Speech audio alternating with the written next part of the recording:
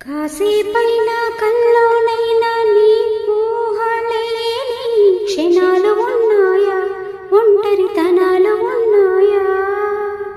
ఏం చేస్తున్నా ఎటు చూస్తున్నా నీ రూపుతోనే ప్రతిదీ చూస్తున్నా, నిన్నే ప్రపంచమంటూ